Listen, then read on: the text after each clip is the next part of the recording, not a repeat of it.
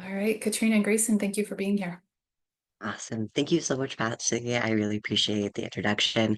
My name is Grayson Betts. I am the main eldest content writer. I am at LNA, so Lindale Neighborhood Association. I work as their digital literacy instructor and coordinator. We're really excited to have you join us today, and so excited to just show you the progress that's been made on this curriculum. Katrina? Hi, I am Katrina and I am the eldest reviewer. I joined this project in January and began working with Grayson then. And I am currently the director of adult education programs at Neighborhood House.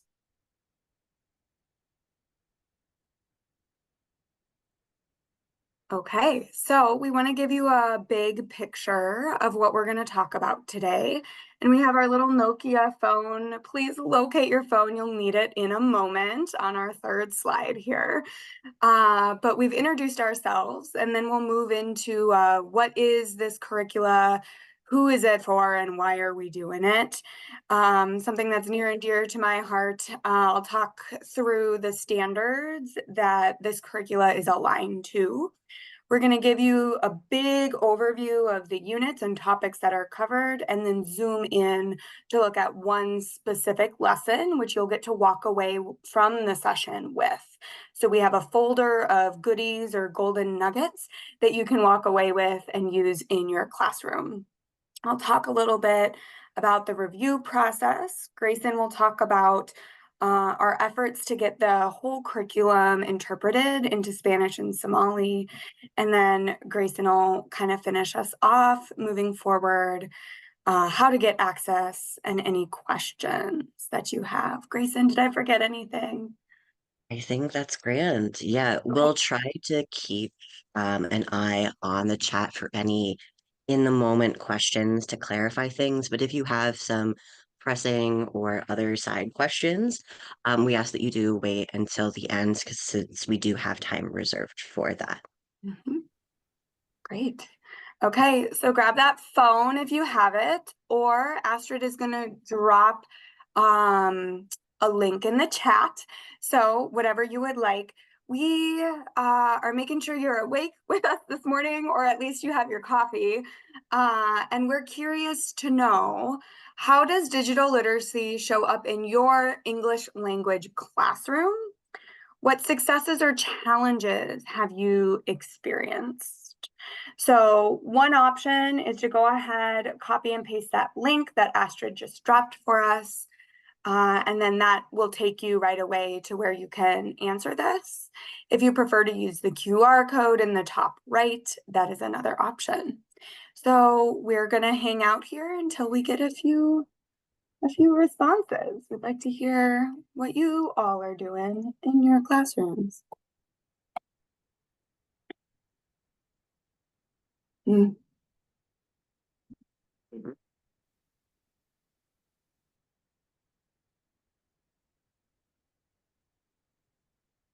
Mm.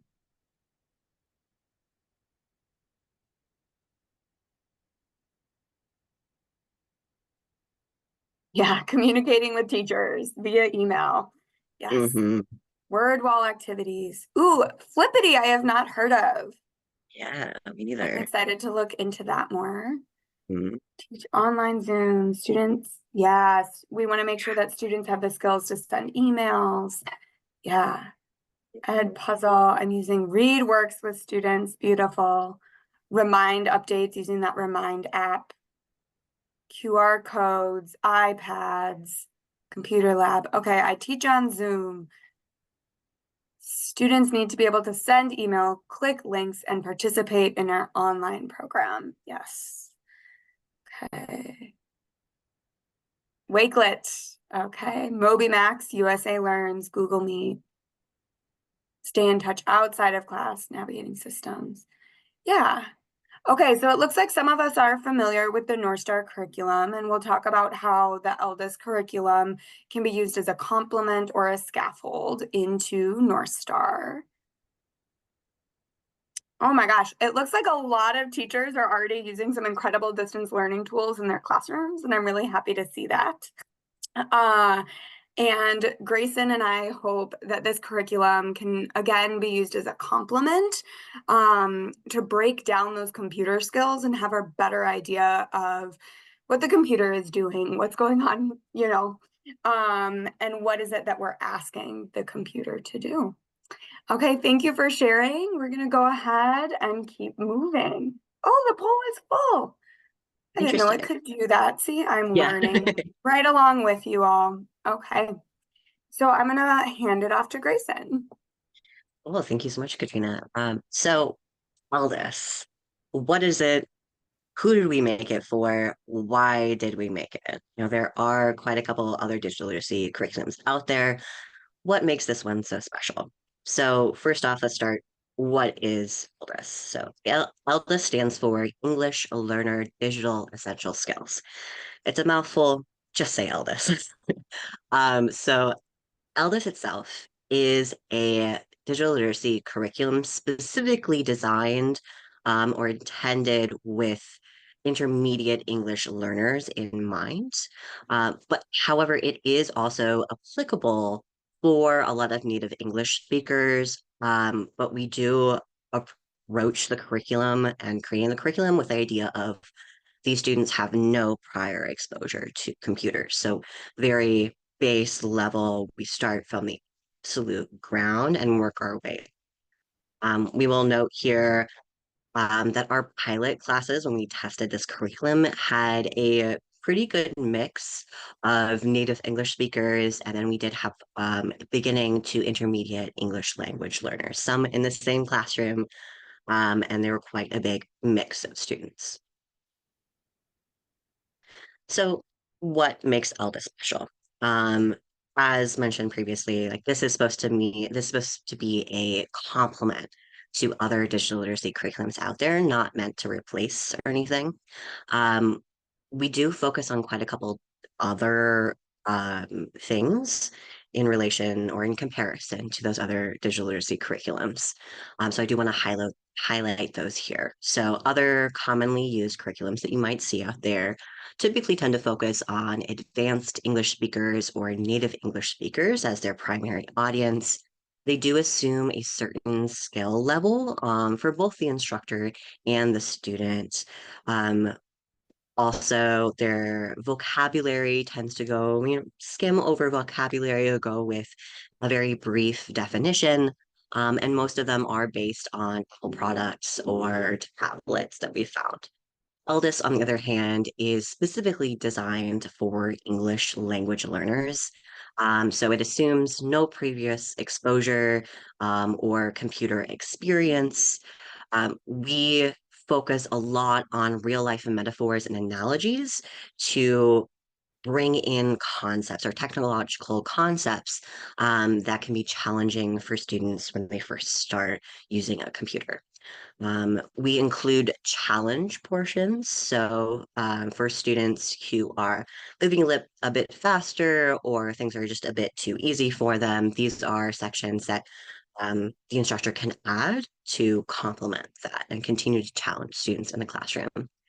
Our lessons have a script format to it for the instructors, so there's no um, uh, assumption of an instructor level, so it's very easy for instructors to stay as they need and flow throughout the class. We do focus on Windows 10 operating system as that is the most accessible to the general public. And we do focus a lot on accessibility for both the instructor and the students. Katrine, go ahead, take it away with our stand words. Thanks, Grayson. So when I came to the project, Grayson had a lot of the main content, the units, the lessons broken down.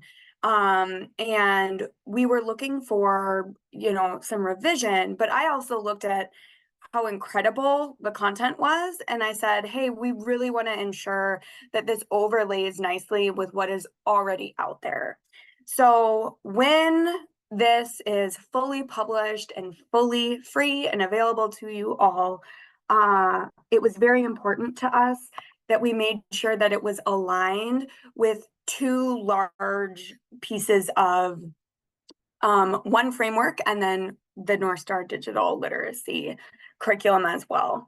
So the digital skills library comes out of the Seattle Digital Equity Initiative digital skills framework, okay, which is also a mouthful. But that framework does a really great job of having baseline skills that you need and then link skills into the workplace, right? So what are the digital skills you need to thrive in today's workplace? So our ELDES curriculum is aligned to those. Each lesson at the top, which you'll see an example of, states the framework standards that it's aligned with, as well as the Northstar digital literacy standards that it's aligned with. So I use ELDES as more of a scaffold up to Northstar digital literacy to ensure that learners have enough practice with the vocabulary, practice with using a mouse and screen interaction before they're really ready to dive in to Northstar. Okay, and I think Grayson is going to cover a curriculum overview. Yeah, so I'm going to talk a bit about what to expect in the curriculum overall, and then we'll go a bit more into what a lesson itself looks like. So first off, our curriculum is about 7 units. Each unit has about 3 to 5 different lessons. So I'm not going to read these all out for you. You're welcome to read through them as we talk. But I do want to talk on why we've sequenced it the way that we have. We found that it's incredibly important to first talk about the vocabulary involved, and then we go into what is the hardware involved, how to use that hardware. So, what's the best way to hold a mouse? How do you hold your hands on a keyboard to make things easier for students to learn?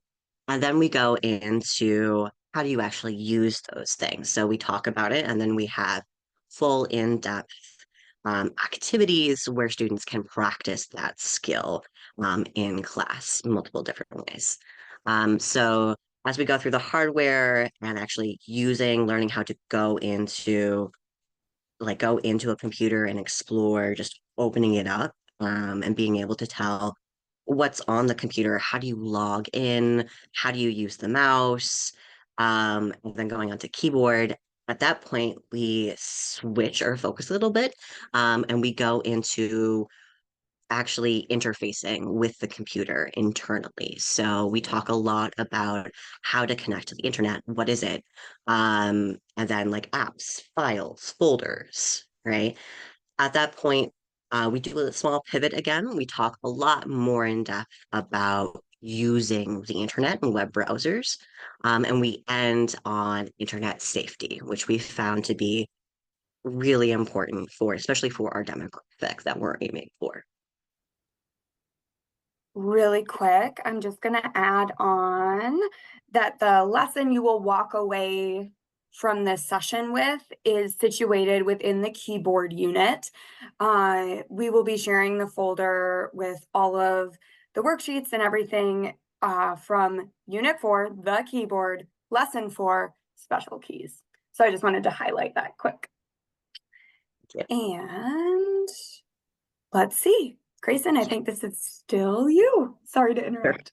No, you're good. Thank you for the addition. So let's chat a little bit about what a lesson looks like so you know what to expect. So we have our lessons built into different sections.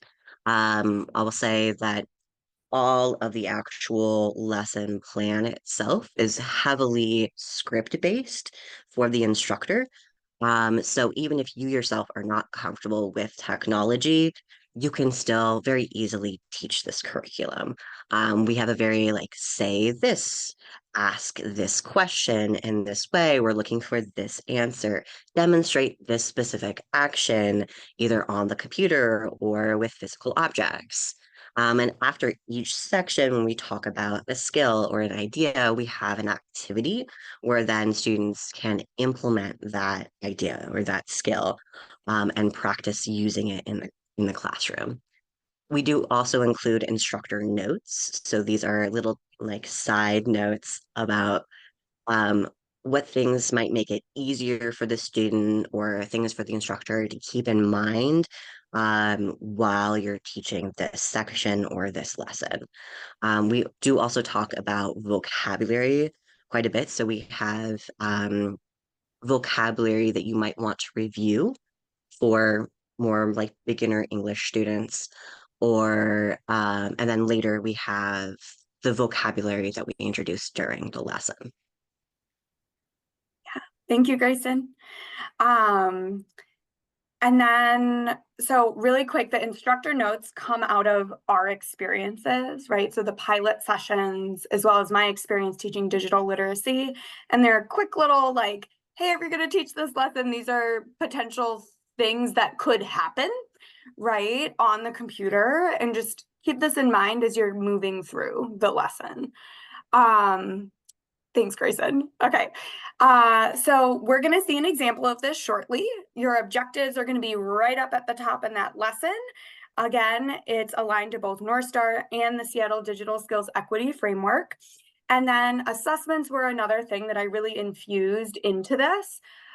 Super important to have different types of formative assessment so that learners can think about their own learning and set their own goals for themselves. And the more that we, as a learner, recall and talk about what it is we learned, the more that we can then teach it to appear to the class, right? To our community, truly. So we created an emoji self-evaluation. So with that I can statement that is in learner-friendly language, learners can then take an emoji and say like, this is how I'm feeling about that one, right? And then the instructor can use that data to guide the next lesson and say, okay, we were all feeling like this emoji with like the panicked face, so we're going to review this, right? We also use the 3-2-1 format, which is more culminating. So kind of at the end of a unit or at the end of like a lesson sequence, we would say, okay, 3 things I learned, 2 things I still have questions about, and 1 thing I'm going to start to do differently when I engage with a computer, right? And there are different variations of the 3-2-1 format. And we, of course, cite that. So you can go deep dive into that if that sounds really exciting. And then just some classic exit tickets as well are included throughout. So I am going to, we do want you to stay with us right now. Please do not get excited and click all the things, okay? All of these links are in the SCED app and we will make available to you again at the end of our session. So we are going to take a moment to open up that folder link, okay, that you will have access to shortly. So when you come and you drop right into the folder, you're going to see different leveled worksheets, okay? You're going to see a handout that Grayson created from scratch, okay, which I just want to like shout out was incredible, where you color code the different types of keys that you have on the keyboard.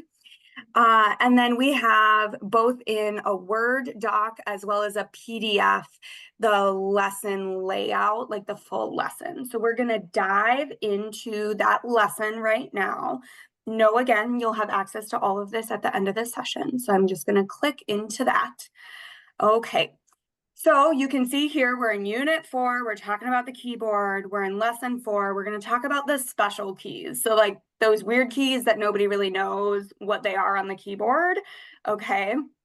Our notes to teachers are in red to kind of catch your attention.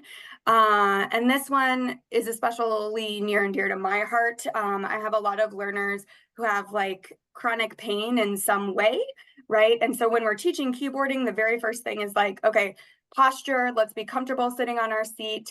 Like, I want you to have a really positive experience doing this. So here are some ways that we might be able to set you up for success. We'll see as we scroll down here, the standards, we'll see that this particular lesson is aligned with the Northstar unit called Basic Computer Skills. And we have that right there. And then it's aligned with the Seattle Digital Equity Initiative Skills Framework right here, Understanding My Computer. And then these are the two I can statements that are in learner-friendly language. I'm gonna throw the ball to Grayson. I think I've gotten really excited about this. I'm gonna throw it to you so you can continue to walk us through this lesson. Good. Okay. So after each standard section, we typically have materials that you'll need to prepare for the class. So this is just an easy, typically they're hyperlinked to the actual activity itself. So it's an easy click. You'll know how many copies to print, what you'll need it for, etc. And you can make your decisions there based on what activities you'd like. You may notice here that there are or statements. So we have in this lesson, especially, we have an advanced English version and a beginning English version of the same activity. So one just has a little bit more English assistance, and the other there's a lot more open space for students to write their thoughts and to create them. We do oftentimes include activities that are handout related here, so you can just know and note quickly. Those are things that you are going to be talking about during this lesson. As mentioned before, we go through vocabulary that you may want to review before the lesson. So these are words that do come up during the lesson but are not necessarily discussed as pieces of vocabulary. Here we talk about briefly just the vocabulary and the concepts that we're going to be introducing in the lesson. Under that, you may note that we do have some timing notes. These are specifically based on the different pilots that we did for the curriculum. So in one class, there are more ABE levels. That took about 1.5 hours. Whereas my class, on the other hand, which is more ESL focused, this took me about 3 to 4 hours. So there is quite a big difference between these different levels in terms of time. So even if this is one lesson, we recommend looking at the timing notes and adjusting, right? Like, I don't know anybody who has a 4-hour class, right? So if you're in a 1-hour class, look at this and adjust appropriately. We have a quick overview of our lesson. We have a wide variety of reviews and warm-ups that we add in here. You are welcome to adjust as needed.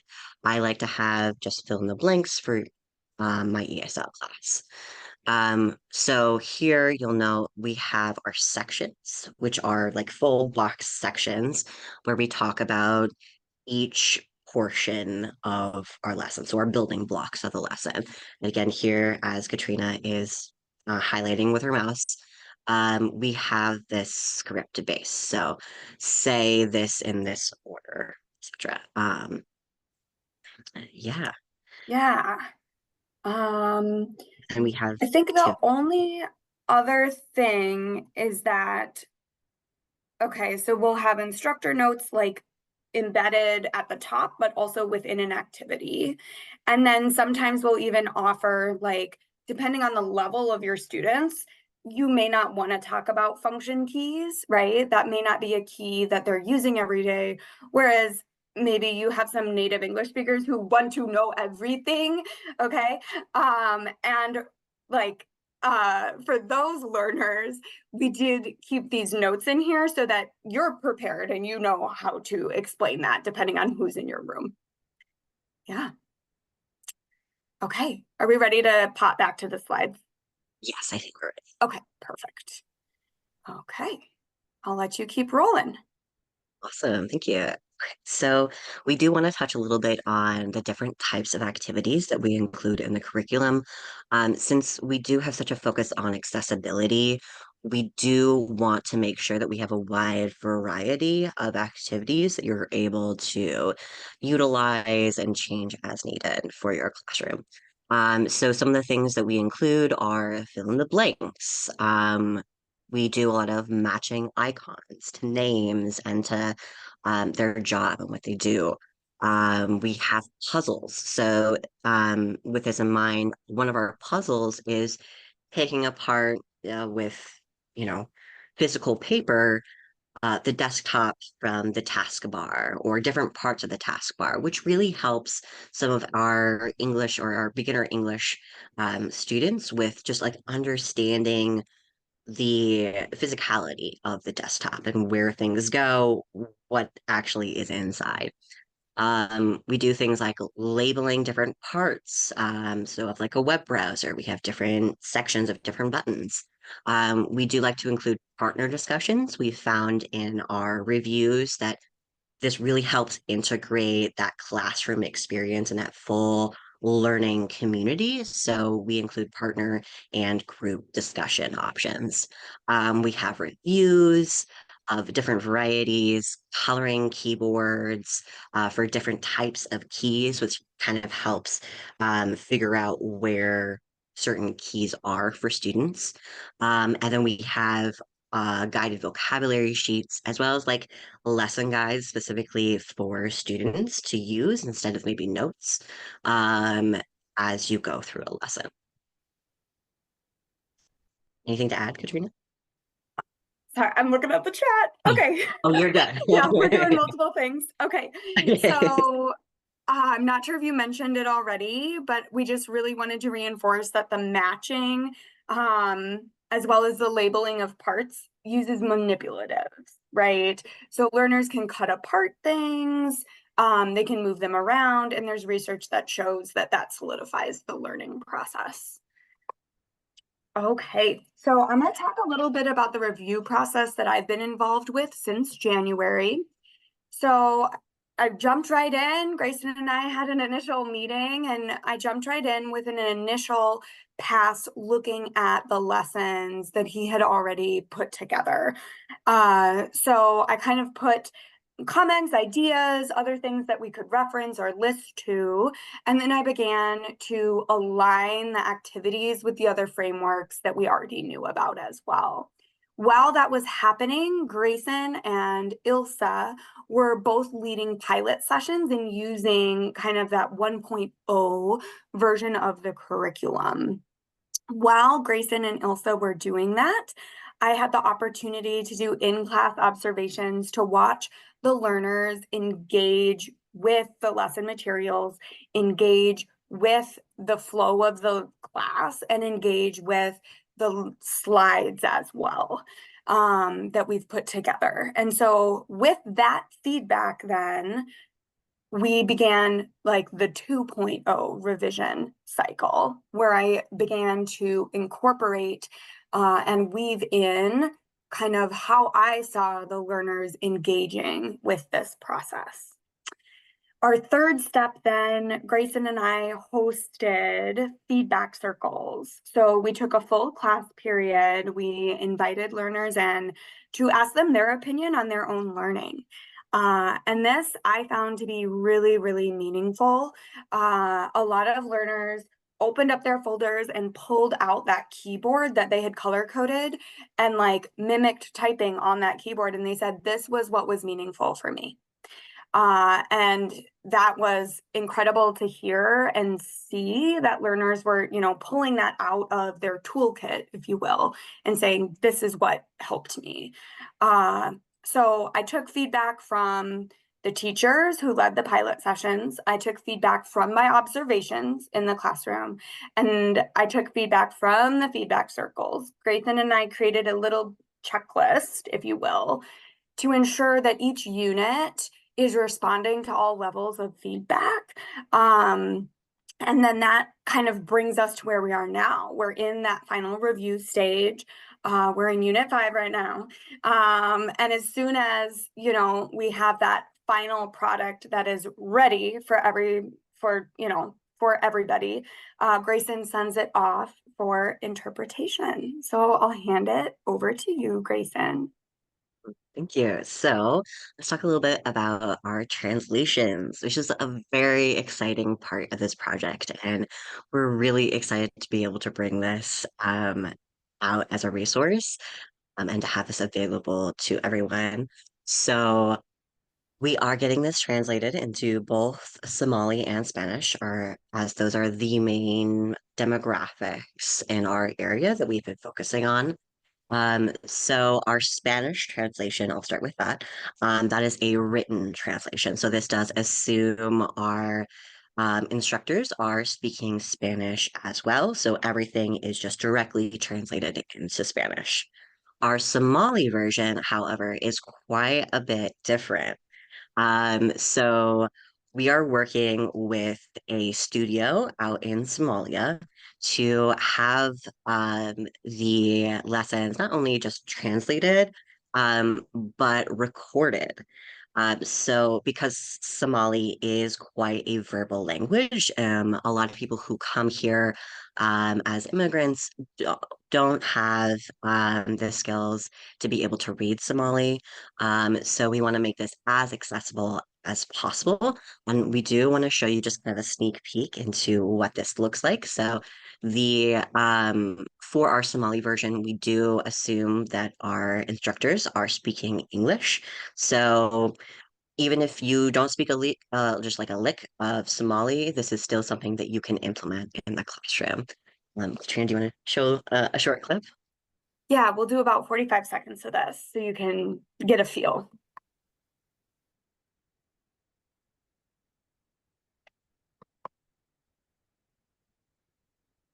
If our tech decides to work. Maybe. There it Oh, is. there.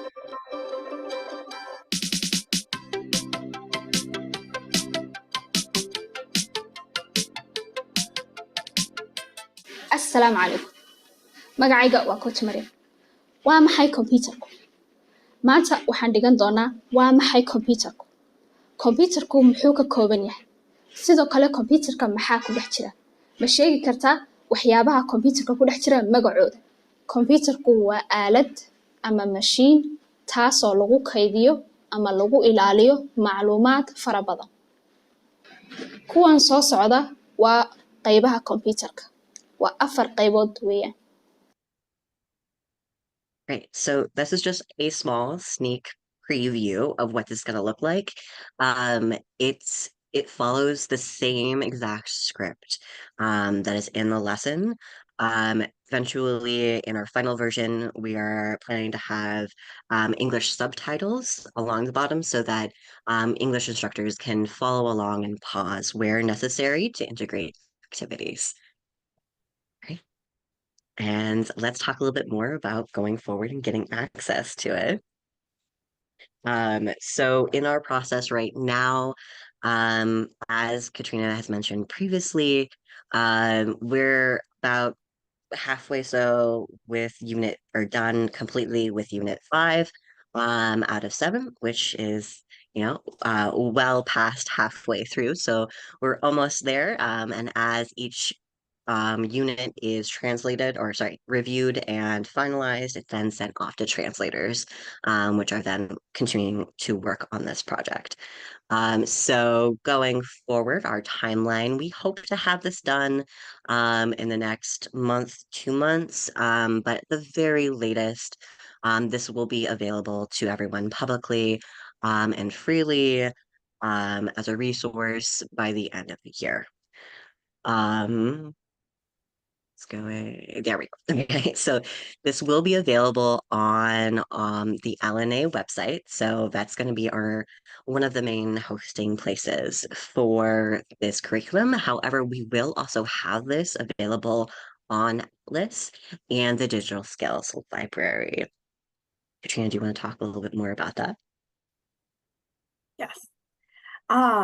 So really quick, I want to make sure that if you want updates about this, if you want to stay in contact with us, we have a little Google form that you can fill out. And Astrid, thank you so much. Thank you for sharing that in the chat.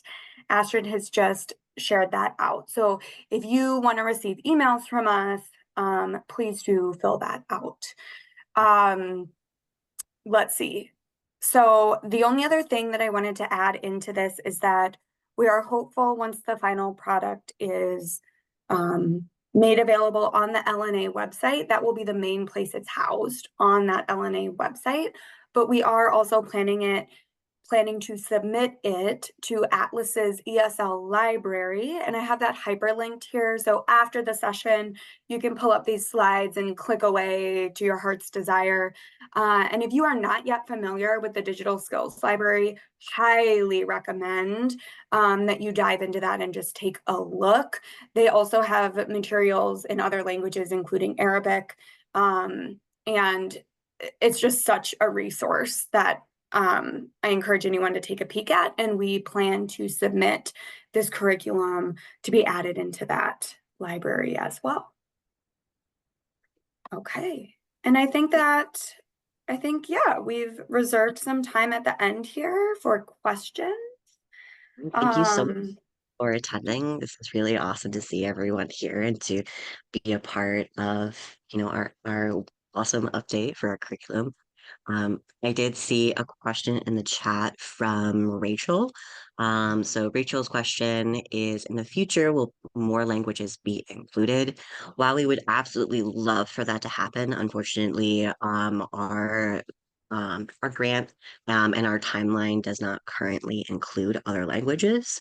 But we hope maybe later down in the road, we're able to make that happen.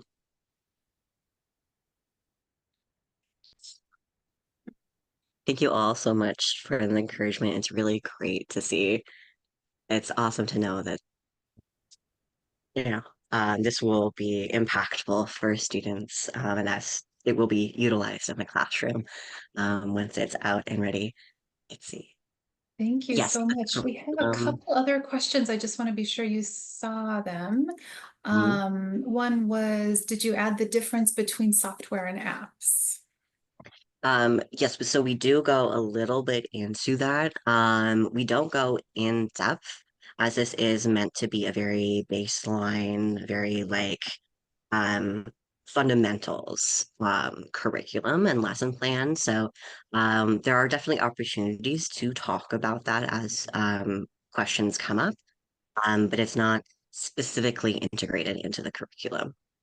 Great. And then another question, if you hadn't seen it, they were coming in fast here. So Yeah. do you do the lessons in a classroom setting or computer lab? Are the lessons done first before practicing on a real computer? Yeah, so we really integrate both into the classroom experience or to the lesson experience. So we go through each section. So we really talk about the skill or the concept as like a classroom experience, talking teacher to student. And then we go through the actual skill on the computer. So we talk about the skill, how to do the skill. We go through it with a demo in class with a projected computer and have students follow along in class. And then we practice that skill with the computer in front of them so that students have the ability to explore as needed in the classroom. Okay, thank you. And maybe just as a final question, just once more, one person's asking, one more time, can you say the timetable on when and where this will be available? And then we'll wrap up. Absolutely. Yeah. So our goal, again, we hope to have this done in the next month or two of the English version. So hopefully that goes out and is freely available. Yes, the curriculum will be 100% free, completely public access to anyone who would like it. And it will be available on the LNA website, the Atlas Skills Library, and the Digital Skills Library. Right? So the Digital Skills Library will submit it for review. And I'm fairly confident that the Atlas Digital Skills Library will accept it as something in there. But we'll submit it to both of those places so it can be another tool in the toolbox. And yeah, we'll have a newsletter. Thank you, Patsy. There'll be like a newsletter article that'll go out. Mhm. And for those who have gone through our Google form, that collects your email address. And at that point, whenever we do have updates of the curriculum, we will be sending out emails to those emails that you have submitted so that you are updated as things progress.